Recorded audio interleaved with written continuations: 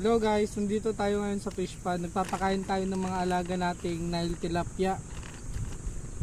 So naglagay tayo ng feeds. Huwag nyo nang pansinin yung lagayin dahil pang ano to, mga lab supplies. Pero itong feeds na gamit natin, ayan oh. Ayan, so mataas ang protein nito, nasa 40 crude protein, which is very important sa mga tilapia, yung protein no, sa mga alaga man natin, because it can support the growth, the reproduction, and particularly sa ating mga isda ngayon, ang sinusupport niya is growth. Kaya mas maganda yung mas mataas yung protein, pero yung digestible pa rin sa kanila. So ayan, patignan nyo yung ating mga isda.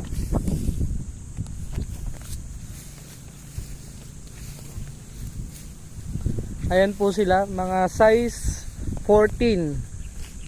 Ayan, may mga size 17 dahil hindi naman siya nag-grading, pero most of them is size 14. Ayan.